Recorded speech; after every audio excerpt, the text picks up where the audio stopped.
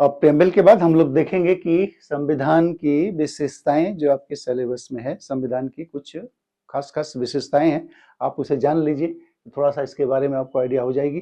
तो इन्हें हम पॉइंट्स के बारे में लिखें, 10-11 पॉइंट है, इसके बारे में आप देखेंगे कि हमारा संविधान सबसे बड़ा और लिखित संविधान है, सबसे बड़ा लिखित संविधान है, विश्व का सबसे बड़ा लिखित संविधान है। ये जब लागू हुआ था उस समय इसमें टोटल 395 अनुच्छेद थे, 22 इसके भाग थे और 8 अनुसूचियां इसमें थी। आज की तिथि में देखें तो ये अनुच्छेद बढ़ गए, लगभग 448 अनुच्छेद हैं, भाग बढ़ के 22 से 25 हो गया और अनुसूचियां बढ़ के 8 से 12 हो गई हैं। तो मूल में जनरली 395 अनुच्छेद, 22 अनुभाग और 8 अनुसूचियां थी, आज ये बढ़ के 448। तो ये आप खास कर याद रखिए कि इस समय कितनी अनुसूचियां हैं, सबसे महत्वपूर्ण यही है। शुरुआत में मूल संविधान में 8 अनुसूचियां थी, इस समय 12 अनुसूचियां वर्तमान में हमारे संविधान में हैं। दूसरा पॉइंट इंपॉर्टेंट, कठोरता एवं लचीलेपन का मिश्रण है। ये न कठोर है और न ही बहुत लचीला है, न बहुत कठोर है न बहुत लचीला है, दोनों का मिश्रण है। जैसा जैसा केस होगा उसी के अनुसार ये बिहेव करता है। मतलब भारतीय संविधान न तो पूरी तरह कठोर है न ही पूरी तरह लचीला है। इसमें कुछ संशोधन तो साधारण बहुमत से किए जा सकते हैं और कुछ संशोधन 2/3 मेजॉरिटी से लिए जा सकते हैं, कुछ में राज्यों की सहमति भी ली जाती है। तो जैसा केस होता है उसी तरह से व्यवहार करता है। तो कठोरता और लचीलेपन का ये मिश्रण है। तीसरा है कि संसदीय प्रणाली, ये ब्रिटेन की तर्ज पे हमारे यहाँ संसदीय प्रणाली है, पार्लियामेंट्री फॉर्म ऑफ गवर्नमेंट है। ये हमेशा आपको याद रखना चाहिए, संसदीय प्रणाली मतलब पार्लियामेंट्री फॉर्म ऑफ गवर्नमेंट को अपनाया गया है, जहां कार्यपालिका मतलब एग्जीक्यूटिव अपने कार्यों के लिए विधायिका के प्रति उत्तरदायी है। विधायिका का मतलब जहां विधान बनते हैं, जहां कानून बनते हैं, वो है पार्लियामेंट, और कार्यपालिका क्या है? सरकार। तो सरकार जो है अपने कामों के लिए विधायिका के प्रति जिम्मेदार है, हमारी गवर्नमेंट लोकसभा के प्रति जिम्मेदार है ये। तो ये संसदीय प्रणाली है। आगे देखें मौलिक अधिकार और कर्तव्य। हमारे भाग 3 में 6 मौलिक अधिकार दिए गए हैं, जिसका अनुच्छेद 12 से 35 तक है और इसमें 6 मौलिक अधिकार को हम लोग डिटेल से पढ़ेंगे। 5-6 हैं, right to equality, right to freedom, right against exploitation, right to freedom of religion, cultural and education right and right to constitutional remedies. अंग्रेजी में हमने बता दिया आप, लेकिन 5 हैं, 6 हैं, लेकिन डिटेल में हम इसको पढ़ेंगे। तो ये भाग 3 में है। कहाँ है? संविधान के भाग 3 में है। और कहाँ से है? अनुच्छेद 12 से 15 में ये हमारे 6 मौलिक अधिकार दिए गए हैं। अब संविधान भाग 4 में, ये तो भाग 3 में हुआ, ये भाग 4 में हुआ, और अनुच्छेद 51A में 11 मौलिक कर्तव्य भी दिए गए हैं और इन मौलिक कर्तव्यों के बारे में भी हम पढ़ेंगे डिटेल। यहाँ सिर्फ जान लीजिए कि इसमें मौलिक अधिकार और मौलिक कर्तव्य दिए गए हैं। पार्ट 3 मौलिक अधिकारों से संबंधित है, पार्ट 4 में मौलिक कर्तव्य अंकित हैं। हालांकि पार्ट 4 में डायरेक्टिव प्रिंसिपल नीति निर्देशक तत्व भी है, वो भी हम लोग पढ़ेंगे। तो वहाँ पे आर्टिकल 51A में 11 मौलिक कर्तव्य हमारे दिए गए हैं। ये चीजें 11 संख्या आपको याद होनी चाहिए। पहले संविधान में जब बाद में जोड़ा गया, मूल संविधान में मौलिक कर्तव्य नहीं था, बाद में जोड़ा गया तो 10 ड्यूटीज थी, फंडामेंटल ड्यूटीज। अब एक और बढ़ा दी गई है, वो 11 हो गई है। तब हम लोग जब डिटेल्स पढ़ेंगे तो समय देखेंगे कि क्या इसमें बढ़ी है। आगे राज्य के नीति निर्देशक तत्व, जैसे भाग 4 में आपकी फंडामेंटल ड्यूटीज है, भाग 4 में ये राज्य के नीति निर्देशक तत्व, इसे directive principle of state policy अंग्रेजी में बोलते हैं, और कल्याणकारी राज्य की स्थापना के लिए इसमें दिशा निर्देश दिए गए हैं। अब धर्मनिरपेक्ष राज्य, जैसा हम लोगों ने आपकी उधर सेक्युलर शब्द प्रेम्बल में पढ़ा था कि भारत एक धर्म निरपेक्ष देश है। इसका मतलब देश का अपना कोई धर्म नहीं है, जितने भी धर्म हैं सबको बराबर अधिकार हैं, बराबर सम्मान प्राप्त हैं।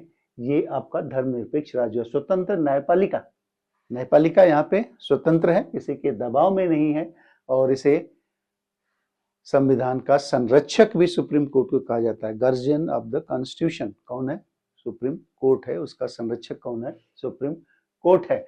और नागरिकों के मौलिक कर्तव्यों का, मौलिक अधिकारों का, कर्तव्य नहीं बस राज्यों लोगों के मौलिक अधिकारों का रक्षक भी सुप्रीम कोर्ट है।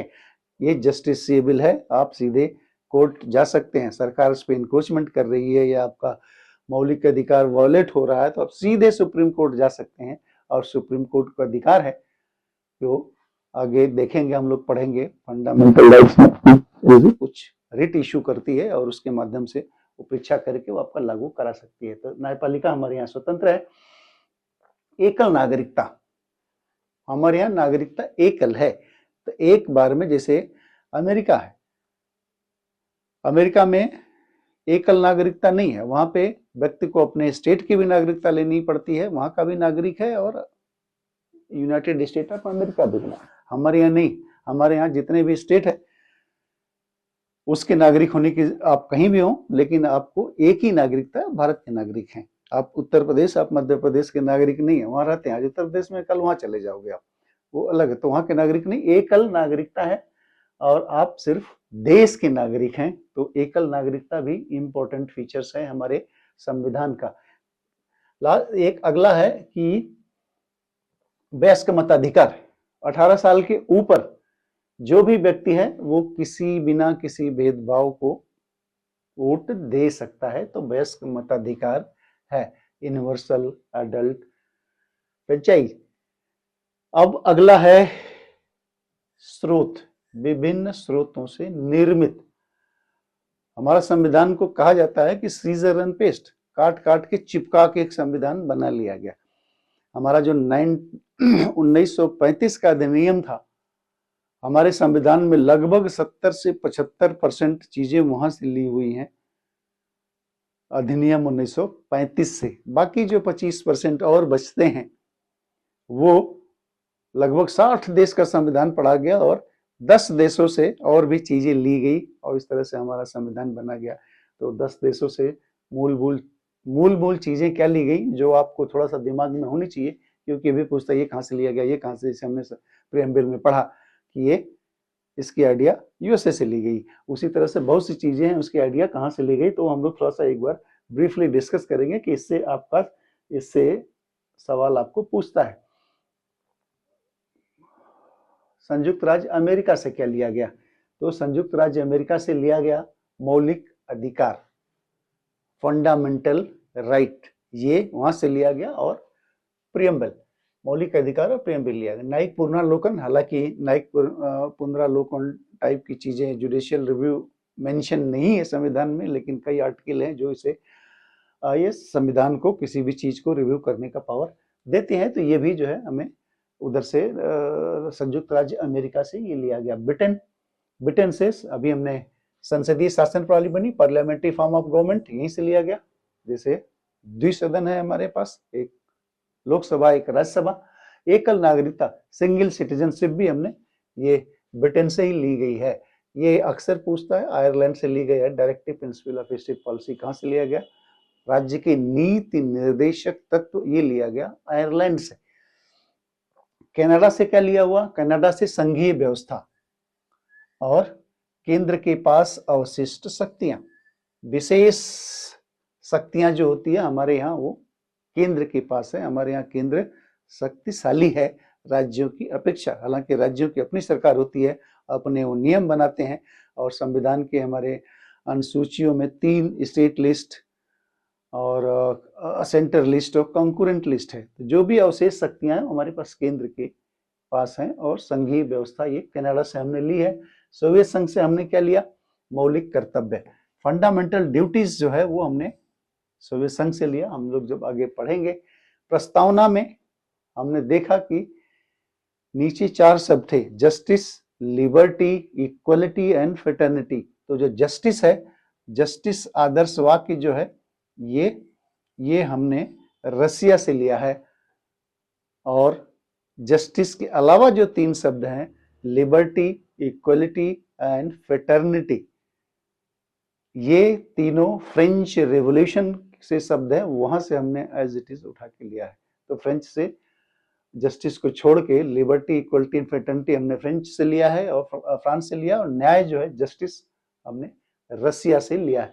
फ्रांस से वही यहाँ पे लिखा हुआ स्वतंत्रता, समानता और बंधुत्व, liberty, equality and fraternity. Liberty का मतलब स्वतंत्रता, समानता का इक्वलिटी, और बंधुत्व या बंधुता ये फ्रेटर्निटी, भाईचारा, हमने वहां से फ्रांस के फ्रेंच रिवॉल्यूशन से लिया। दक्षिण अफ्रीका से हमने संविधान संशोधन लिया।